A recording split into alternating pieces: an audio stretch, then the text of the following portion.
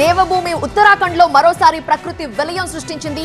డెహ్రాడూన్ లో ఆకాశానికి చిల్లు పడినట్లుగా కుంభవృష్టితో కురిసింది. తంసా నది మహోగ్ర రూపంతో ప్రవహిస్తోంది. ఉత్తరాఖండ్ డెహ్రాడూన్ లో తెల్లవారుజామున క్లౌడ్ బర్స్ట్ కారణంగా వరదలు ముంచెత్తుకొచ్చాయి. పలు ప్రాంతాలు నీట మునిగి రహదారులు చెరువుల్ని తలపిస్తున్నాయి. ఆ దృశ్యాలు కూడా మీరు చూడొచ్చు. బ్రిడ్జే కొట్టుకుపోయిందంటే పరిస్థితిని మనం అర్థం చేసుకోవచ్చు. ఇక కార్లు, దుకాణాలు కొట్టుకుపోయాయి, ఇళ్లు ధ్వంసమైపోయాయి. అలానే ఇద్దరు వ్యక్తులు కూడా గల్లంతైనట్లుగా తెలుస్తోంది. బాధితులని సురక్షిత ప్రాంతాలకు ఇప్పటికే తరలించారు. గల్లంతైన ఆ ఇద్దరు వ్యక్తుల్ని కాపాడటానికి రెస్క్యూ టీమ్స్ రంగంలోకి దిగి వాళ్ళని సేవ్ చేయడానికి ప్రయత్నాలు కొనసాగిస్తున్నారు. డెహ్రాడూన్ సమీపంలో తంసా నదిలోకి భారీగా వరద నీరు చేరుతూనే ఉంది. తపకేశ్వర్ మహాదేవ్ ఆలయం దగ్గర తంసా నది మహోగ్రంగా ప్రవహిస్తోంది. పెరుగుతున్న నీటి మట్టం తీర ప్రాంతాల ప్రజలని కలవరానికి గురిచేస్తోంది. ఇప్పటికే లోతట్టు ప్రాంతాల్లో ఇళ్లన్నీ కూడా నీటిలో నానిపోతున్నాయి.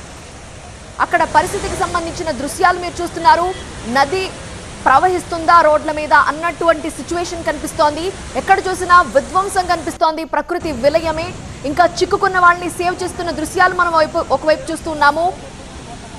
నీటి మట్టం రోజు రోజుకి పెరుగుతుండటంతో మరింత ఆందోళన వ్యక్తమవుతోంది. డెహ్రాడూన్ క్లౌడ్ బస్ట్ తో రిషికేశ్లోని చంద్రభాగా నది ప్రవాహం కూడా బాగా పెరుగుతోంది. తీర ప్రాంత ప్రజల్ని అప్రమత్తం చేశారు అధికారులు. నదిలో చిక్కుకుపోయిన ముగ్గురిని ఎన్డీఆర్ఎఫ్ రక్షించింది. పిథోరాగఢ్ జిల్లాలో కొండ చర్యలు విరిగిపట్టడంతో వాహనాలు ఎక్కడికక్కడే నిలిచిపోయాయి.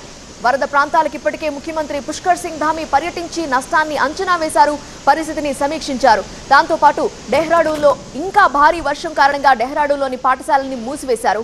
ఉత్తరకాశీ, చమోలి, రుద్రప్రయాగ, పౌరి, భాగగేశ్వర్, నైనిటాల్ జిల్లాల్లో ఈ వర్షాకాలం సీజన్లో క్లౌడ్ బస్టులు సంభవించాయి.